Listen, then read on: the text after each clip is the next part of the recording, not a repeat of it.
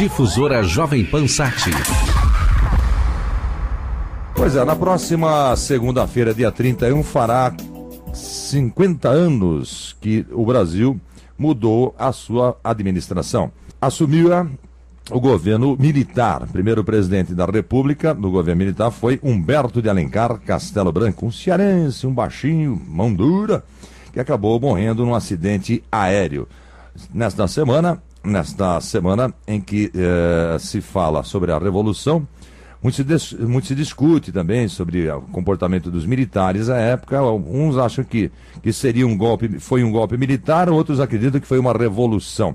Deixa eu perguntar para o coronel Cláudio Benevides. Neste ano de 1964, o senhor estava onde precisamente no dia 31 de março? O senhor se lembra? Eu estava no último ano da Academia Militar das Agulhas Negras. E naquele período existia uma escala dos cadetes do último ano e a ficarem em função de oficial. E eu exatamente naquele período eu estava em função de oficial, por exemplo, era mais tenente do que cadete, entende? Então eu posso dizer que eu vivi intensamente aquele período. Qual a imagem que o senhor tem daquele dia 31 de março, ou daquela semana, daquela mudança do governo, da saída dos civis para os militares? Qual a imagem que mais marcou o senhor, coronel? É exatamente isso. Quando se faz um estudo sério, aprofundado de um fato histórico, primeiro procura-se ver os antecedentes, para depois, então, ver as consequências do fato, entende?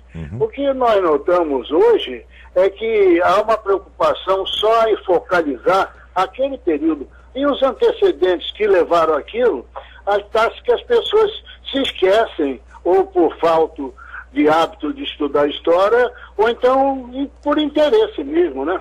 Então, por exemplo, o movimento comunista internacional, naquele período, estava atuando intensamente. O objetivo deles era chegar aos Estados Unidos. E nada melhor do que, primeiro, dominar o Brasil, a América do Sul, para depois seguir rumo ao norte. Já tinham conseguido estabelecer um movimento comunista internacional em Cuba, e esse movimento permanece até hoje, né? Isso se lembrarmos daquelas colônias africanas que foram se tornando independentes também. Isso tudo faz parte do movimento comunista internacional. Muito do que está acontecendo hoje também aconteceu em 64, eu me refiro a manifestações com quebra-quebra. Isso também havia?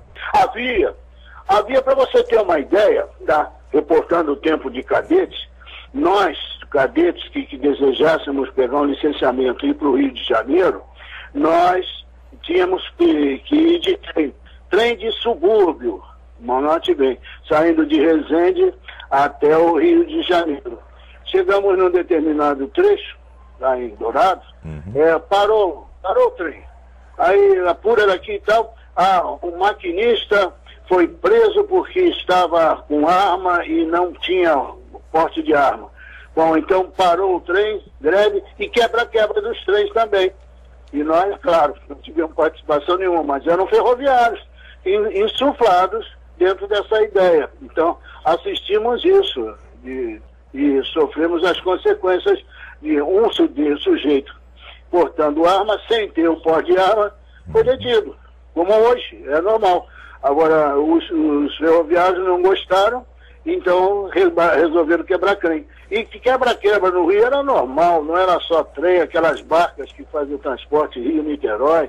E tudo era motivo para quebrar. Bonde, naquele tempo tinha bonde, quebrava bonde também. Esse vandalismo e essa indisciplina que se vê hoje, muito parecida com essa época que o senhor está falando, não podem dar uma motivada nos militares para tomarem a mesma posição e recuperar a dignidade? Não, eu não vejo um clima para isso, entende? Hoje nós estamos como tão decantado regime democrático de direito. Eu não sei onde está a democracia, que regime é esse que está fazendo, e onde está o direito das pessoas no ir e vir e tudo. Nós não vemos nenhum órgão de governo funcionando direito. Por exemplo, hoje não se vê mais o Correio. Moro aqui no Caxambu faz tempo que eu não vejo a correspondência chegar aqui. Segurança, então, nem se fala. Muito obrigado, coronel, pela presença aqui conosco e um grande abraço para o senhor. Eu que agradeço, retribuo. Obrigado. Na difusora, coronel Cláudio Benevides, ex-comandante do 12º Grupo de Artilharia de Campanha, que à época, no dia 31 de março, era aspirante, ele era cadete, né? Quase aspirante a oficial, estudava na Academia Militar das Agulhas Negras, falou sobre há 50 anos como estava o Brasil antes da Revolução de 31 de março de 1964. Difusora Jovem Pan Sat.